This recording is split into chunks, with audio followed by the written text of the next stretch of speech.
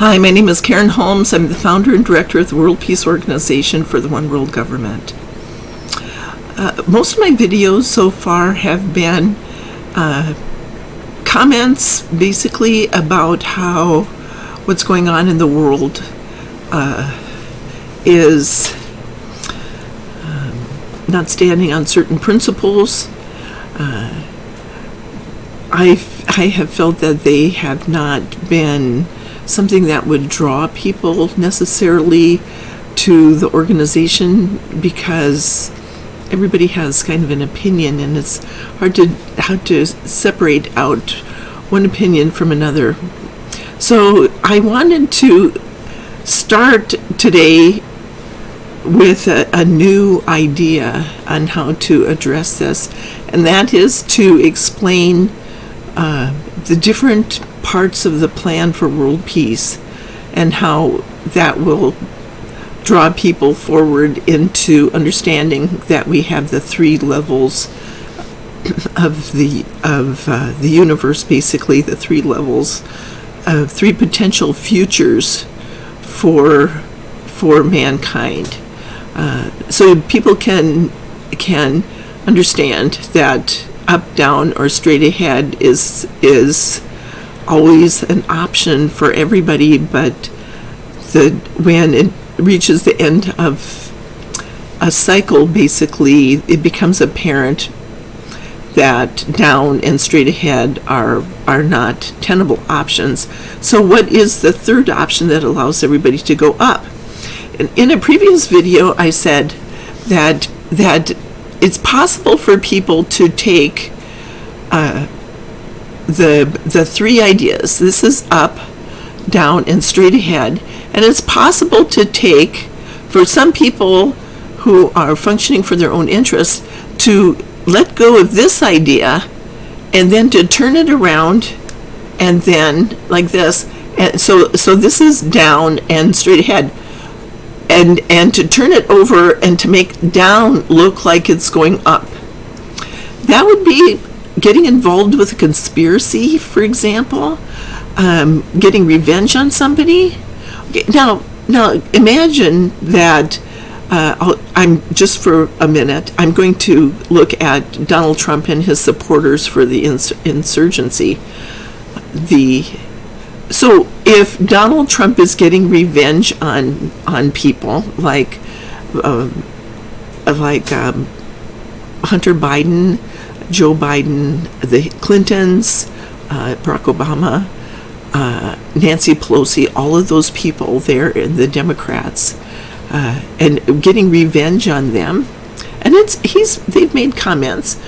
Imagine that the people who supported the insurgency and went there, they felt that by getting revenge, that they were doing something that was really good. It was patriotic. It was something that was going to make America great again. All of these ideas. So basically what that had done is it had taken these two ideas and turned it over and made it look like revenge or going down was the way to go, down into the power games. You know, if you step back and look at the fact that when Kim Jong-un got backed into the corner, that he had a choice between joining the international government, waging a nuclear war, or starving to death. So waging a nuclear war isn't the solution. Getting revenge, you cannot get your life by getting revenge. So that opportunity, having that opportunity to join the international government, that is what ended the conflict between the United States and North Korea.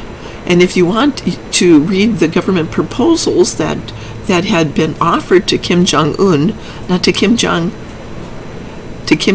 not to Kim Jong-un, basically before, when Obama was in office, then you can see that option had always been there, but it just didn't seem like maybe the right time to have it happen. So we're going to look at this idea now, and we're going to step back and we're going to say, you can't get your life by getting revenge. So What can you do to get your life? And we have to start to build that option to go up. And that's where we're going to start today. And that is by starting out with our goal of what we want to create. Okay, so up to this point, people have been very frustrated because world leaders never sit down and at a summit and come up with a plan for world peace. They've never been able to do that. There's always that option about going to war, or we're going to back somebody into the corner. We're going to use diplomacy. We're going to back people into the corner. Well, these two ideas, they're based on power games. They don't work. They might seem to work, but they don't. So what we want to do is figure out, stepping back one more time, let's just say that this is the difference between heaven, hell, and purgatory. This is where you have a solution to your problems, and this is where you ignore the problems, and this is where you go down into the power games because you're reacting out of fear. Now, so we're going to work to build the structure up here that allows everybody to function on a higher level. Everybody would like to go to heaven, basically. Okay, so now this is where we start. We're going to start at the end, and we're going to understand where we are here now, where we're going, and then the steps on how to get there. All right, so where do we want to go? What is our goal that we're aiming for? We know where we are in terms of the power games aren't working anymore, calling for insurgencies, run up to nuclear war, a genocide that's evolving as a result of the Iraq War. We don't want this anymore, so we can let that go. We don't want the power games because they're so oppressive. We also want the solutions to our problems. We don't want to ignore the crisis. And if we have existential threats going on, like climate change and the pandemics and things like that, we can't ignore economic crisis. We can't ignore crises. Neither of these work. So we have to build this new structure. Now, so this is where we are. We know what we don't want. We know where we are. We know what we don't want. And then what we do want is a structure in place that allows the world leaders to come together, being supported by the people, being not, well, maybe support isn't the right word, but maybe being influenced by the people, maybe being not pressured, but let's say the people are actively involved and not just turning responsibility over. We want a conference where the world leaders will sit down and talk about this and actually come up with a solution. The world leaders will never come up with a treaty that brings world peace, because there's always going to be talks of war. There's always going to be people that are saying we need to have a military that's strong. We need to do that. So it's kind of like we have to kind of like turn things around when people get backed into the corner. Okay, but that conference where they come together and they talk about it based on the influence by the people, that's where we're going. And that's the conference in Europe that will help to do that. I have a website that has, actually it's a blog, and it's called One World Government Conference. And it explains everything here. I'll put a link to it down below. But the first idea that we're looking at is the conference goals.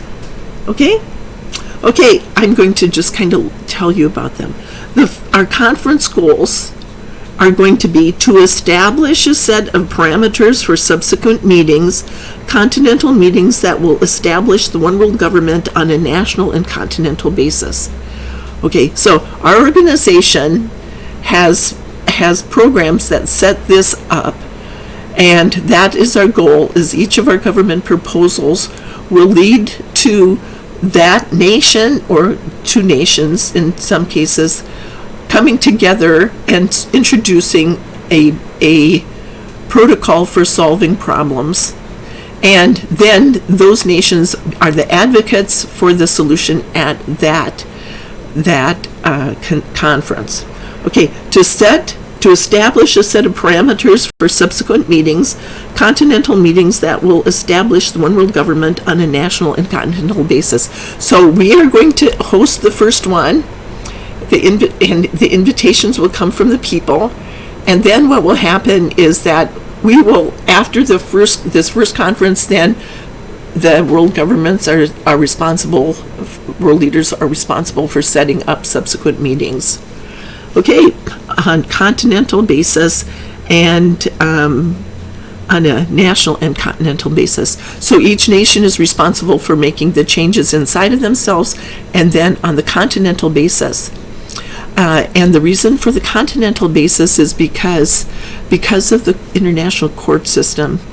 I'll go into that later. Okay. Number 2, the beginning discussions concerning the writing of the Constitution of the one world government written by the people from the nations themselves. So the delegates, all the nations will have delegates that will come together to help write this Constitution. And basically, a constitution it creates a government. Okay? That is the founding document for a government. And so what will that government be like? And in a book that I channeled, it's called A Manual for the One World Government.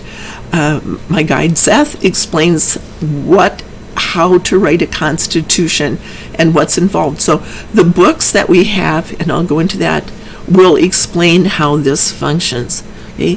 The third one is the establishment of the branches of the government: legislative, executive, judicial, and departments such as the Department of Environment and the Department of Natural Resources.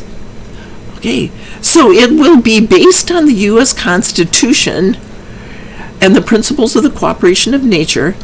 The Constitution has the 3 branches, sets up the 3 branches, one for writing laws, one's for executing the laws, and then one's for the judicial idea to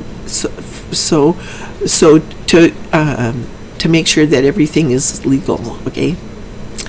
Okay, then basically, then the departments, there's going to be 11 departments, and I'll go into that in the next section.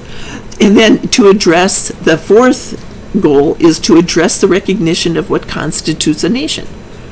Oh, that is kind of an interesting idea, because what we have is countries where the borders have been decided by war,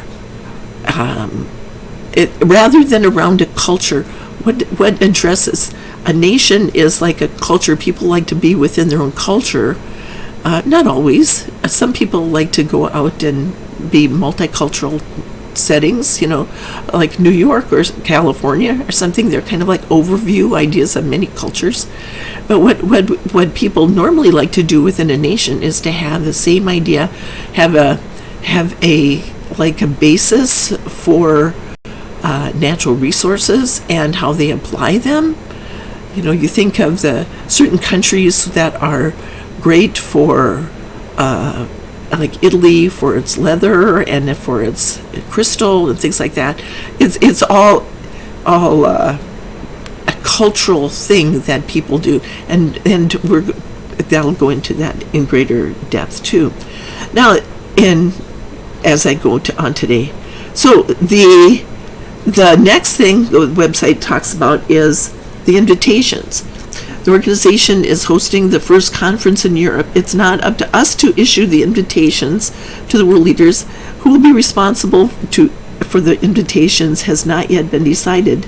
They will come from the people when the people are ready. Okay, so this is something that people cannot come to us and say, well, I want to be part of this or whatever. It won't be, because the invitations will come from the people, and it's up to somebody else to decide where that is. If you're planning on bribing me to participate, it won't do any good. I don't know. It's not up to me to decide that. Okay, and once the world leaders get their invitation from their own people, they will be asked to sign the invitation on a particular day. This will be the day when world peace will officially start. People all over the world will keep a tally of the nations that choose to participate. So imagine that day when the invitations, the world leaders will be asked to sign the invitation as an agreement with their people that they will go there and they will work to do that. So who will actually get that? Will it be, let's say, a past president or a past dictator, one that has stepped down and has demonstrated the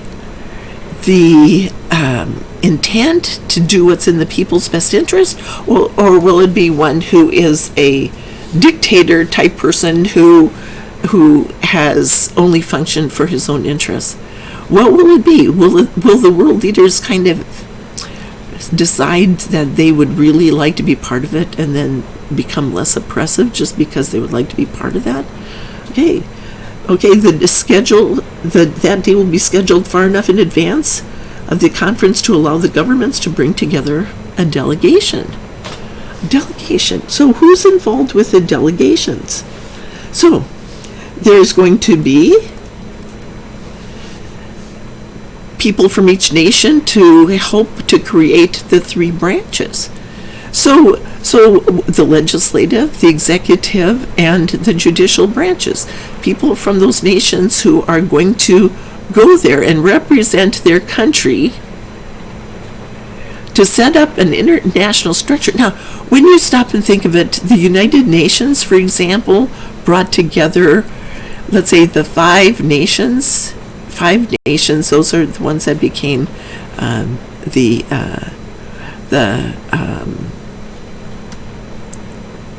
I can't think of the word right now, the Security Council. Okay, and then you had all the other nations that were invited in, and then they were rotated through and things like that. So basically, it's not equal, and that's one of the reasons why it never worked. Is the countries were never equal. The ones in the Security Council always had the more power. So imagine you take a third world country who's never had, people don't even know in the United States, they've never heard of that country. And you think of that, and they have no power and they have nothing on the international level, and all of a sudden they're equal to all the other countries, and they're equal. They have equal trade agreements. The countries that have been like bank accounts for the third world countries, basically there are a lot of people, a lot of nations that would like to be equal to all the other countries, and that is what's coming next. So everyone has their culture, everyone has their capacity.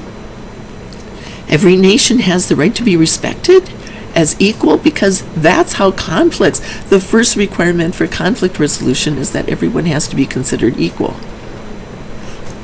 There. So basically the judicial branch will deal with ending conflicts between nations. Hey, that's what's required. In the United States, all the states are considered equal. They might have more members in the House of Representatives, but they all have equal rights to be respected, no matter how big or how small they are. Okay, so then the departments. Okay, so let's say if these people are not solving problems, who will solve the problems? The people in the departments, because that's their job, is to help solve the problems. They'll work as advisors to the three branches. Okay, so let's say, what are the departments? Okay, the Department of Commerce, trade agreements. Okay, so let's say right now we have a trade agreements, and we put sanctions on other countries because they're doing something we don't like or whatever, and instead of it being, that's like a power game, isn't it? That very oppressive to the people. Okay, ignore the crisis and create a trade imbalance, or do it in everyone's best interest, and that's the principles of the cooperation of nature, where people are making win-win agreements. Okay, so the Department of Commerce. Okay, business between the countries, trade agreements. Okay? And all of the countries are going to be represented in those departments, and they will be autonomous. Each nation will help to set up the departments, and they will work as advisors. Department of the Treasury, money. Is it euros? did that, how is it going to work? How about internal revenue, taxation? Okay, what would happen if the international government hardly needs any money to run on because it's always giving something in return for everything that it gets. Okay, so like trade agreements, set up equal, fair, and equitable trade agreements. Yeah. Agriculture. Okay, so how would agriculture work? How about why would we ship one thing over here when we can do it over here? Have it based, agriculture based on everybody supplying food, and so there's an abundance of food for everybody. Okay, because it's politics are taken onto the equation. Natural resources. Okay, so now I'm concerned about cell phones. I don't have a cell phone, and landlines are going out. There fewer people have landlines. When you travel, you almost have to have a cell phone. What happens if you don't have a cell phone? I don't like the idea of undersea mining, and where they're going for natural resources that are necessary for that. How about in the Democratic Republic of Congo and going after coltan, which is one of the things one of the minerals that are necessary for cell phones? Are those people being oppressed because they have they had blood diamonds? Is it going to be, are we using cell phones and in the process oppressing people and wiping life off the planet? Because you see, there has to be, because when you mine the minerals out of the ocean, what you have is hot spots. The oceans work like batteries, and that store the energy from the sun. And when you remove the electrolytes from a battery and continue to put energy in it, it makes it hot. It runs hot. So are cell phones, which are supposed to be so good for the environment, actually wiping life off the planet? That's why we have to have a Department of the Environment and the Oceans. We're going to have the environment, which is a closed ecosystem. What affects one affects it all. So eventually what happens is if one company or one individual buys up a whole bunch of those undersea mining things so that they're going to make a lot of money, real good idea for making money, but basically it's heating up the planet, we have to have a way to control that, and when a way to put the brakes on something when it's not in anyone's best interest. How right now, if I say to you, you have to give up your cell phone because it's wiping life off the planet, and you're going, I need my cell phone. Every part of my life is based on my cell phone. I can't run my business without my cell phone. See, you're looking at this, but there's out here. So there has to be alternatives that are introduced that are not like alternative technology that allows this to happen without any sense of a payment that is too high for people to bear. Okay, so the Department of the Interior, the Department of the Oceans, transportation. Okay, so what happens if you have these great big huge jumbo jets that are burning up fuel and causing problems with let's say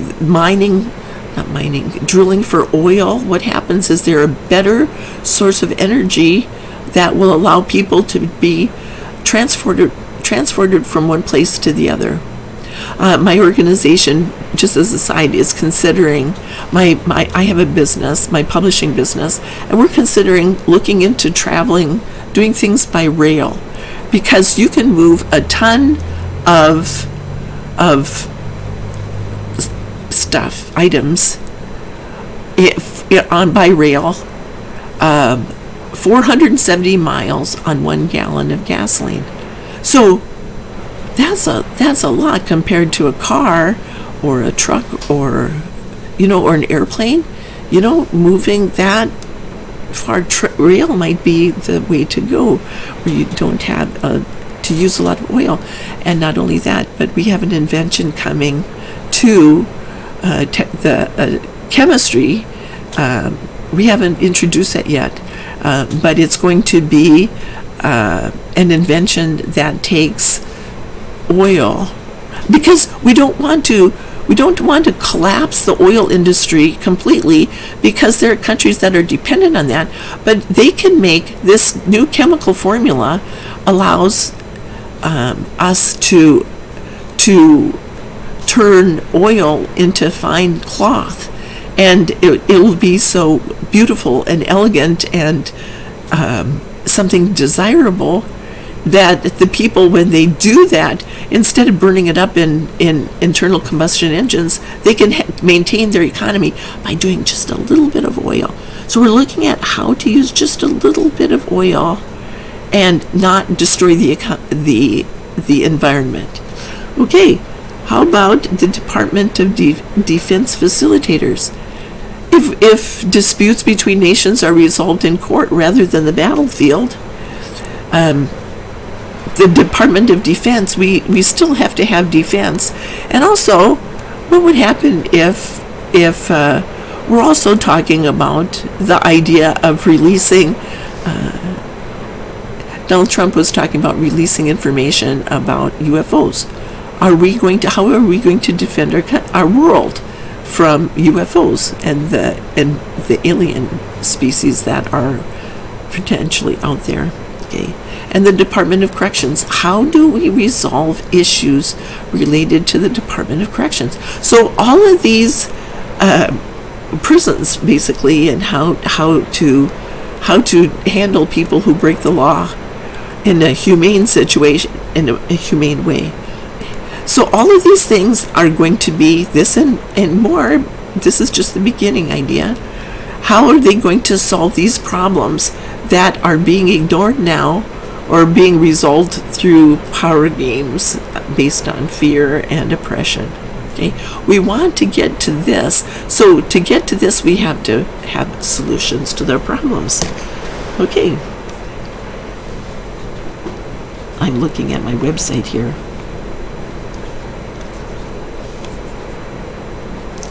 My blog.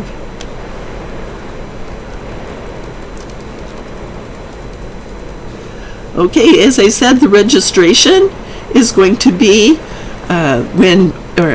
the invitations will go out, and when they register, then this is information on how to, if you're a delegation, how to get to the conference.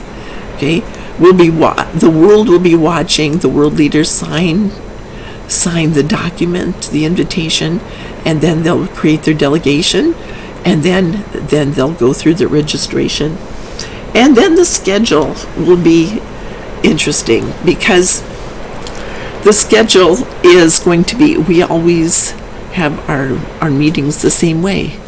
We're going to have an opening.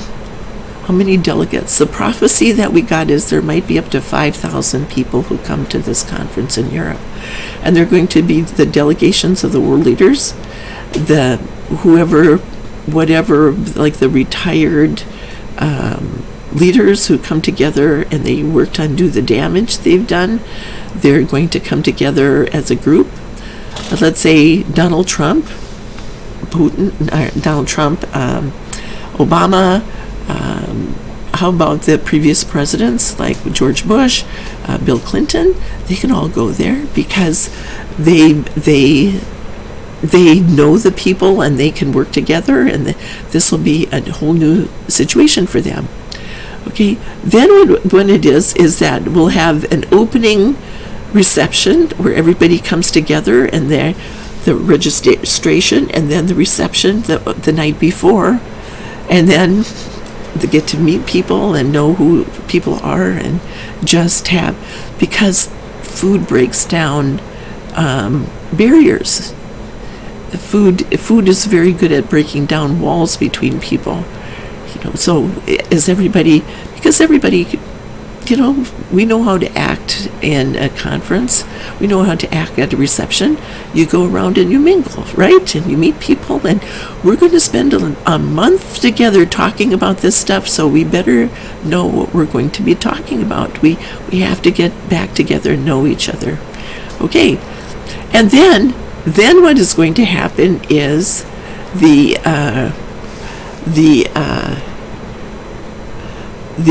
people who are going to be there are part of the registration again, or the delegations.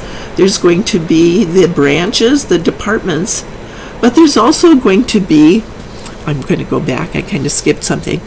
There's also going to be, in the afternoon, we're going to have the conference or the reception. Then the next day, each day for a month, is going to have, in the morning, everybody will get together and we're going to have a lecture, a short lecture that is going to be a topic that people need to address.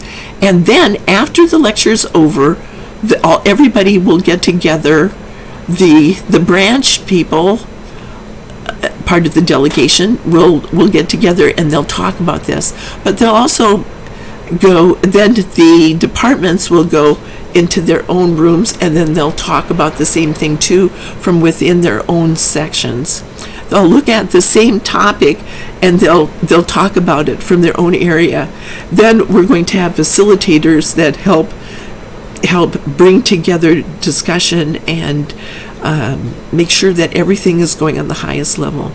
Then the last people, then there's also going to be the cultural event. So in the afternoon, after this discussion is over, for an hour or two, then there's going to be cultural events. Each day there's going to be a cultural event. So that included a nation can have a cultural event, like a food exhibit, or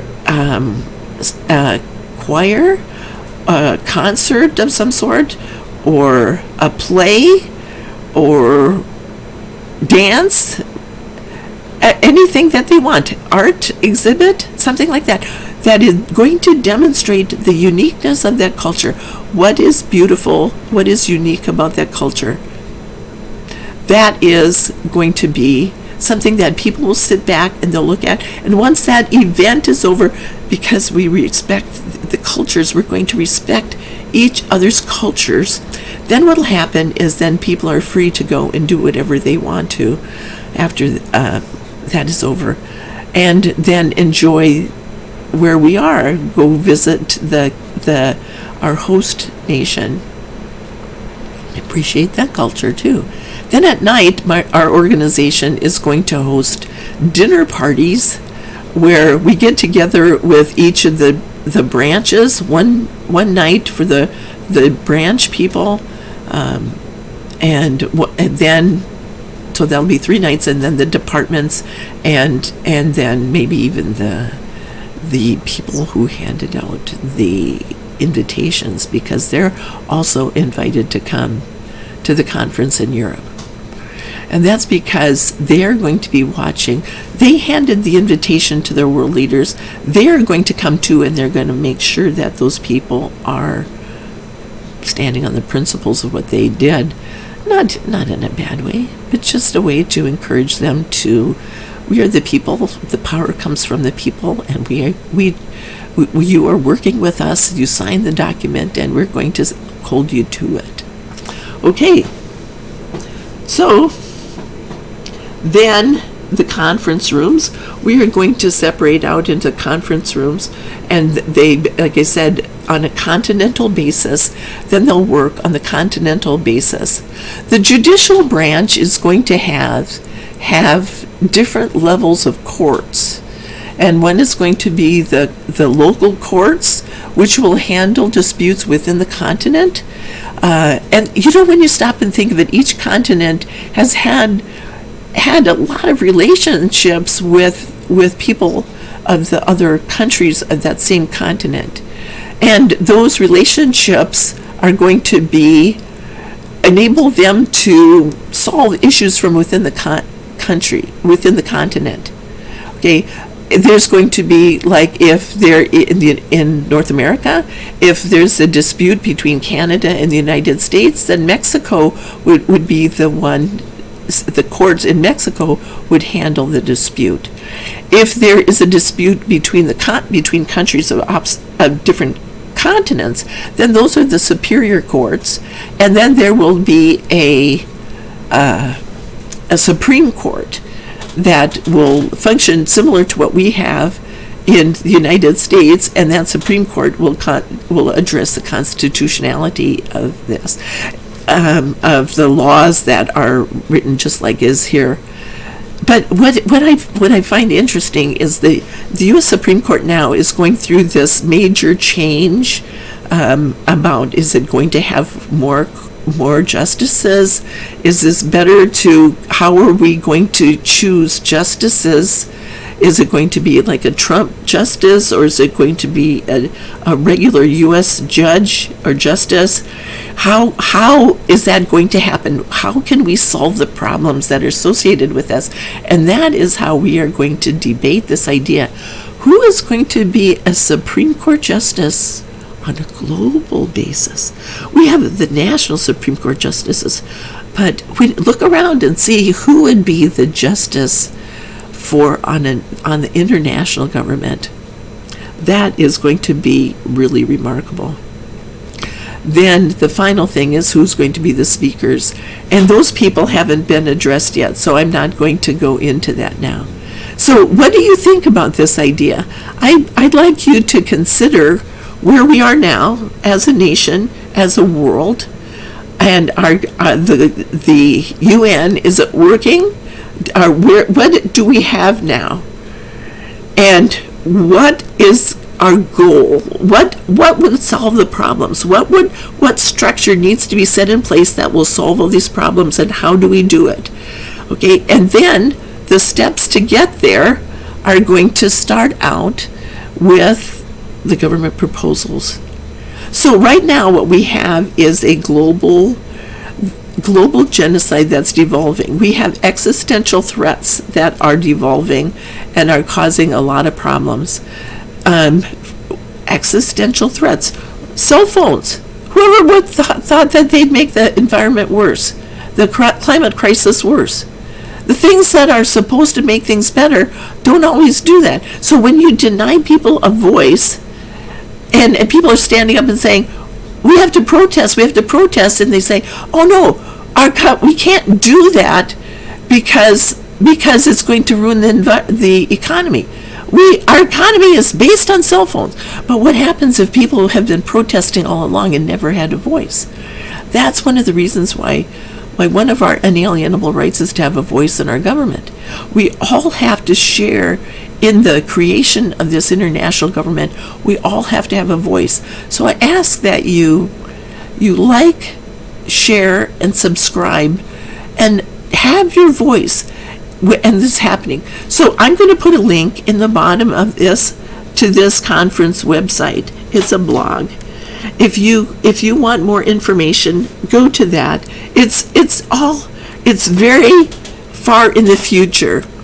What we're going to do is we're going to explain each of the government proposals is going to be introducing a failed U.S. policy that is not working, like a power game that didn't work, or ignoring the crisis. And then we're going to address this.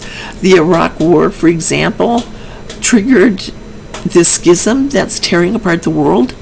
And then, so how are we going to solve the schism? So this first idea is going to be ending the Iraq War. One of the existential threats is this global genocide that's devolving. But then also there's a contingency for that, and that is the U.S. government has to address this idea of the proposals. They have to agree to go along with this idea, because basically the people need to have our voice. Okay, we need to be able to solve problems, and this is where we are now. I'll talk about all the different ideas with these different programs that we have and such in future videos. So that's all I wanted to talk about today. Join the debate. Your voice is extremely important. Join it and share and let everybody join in this debate, because you have a voice in your government, not just voting. You have a voice in your government, and we have to understand that the power is derived from the people of any government, even a dictator, no matter what. So this is where we are. We have these two together. The one that was triggered the Iraq War, and then the United States assuming responsibility for it, for solving this problem. We cannot just take the Iraq War and say, hey, it's part of history. Just like the idea of cell phones. We've gone too far. We can't go back and address it now. Okay, but effects have gone out from it. And I'll go into that when I talk about this. So anyway, like, share, and subscribe. And join the debate. I can't stress that enough. Thank you.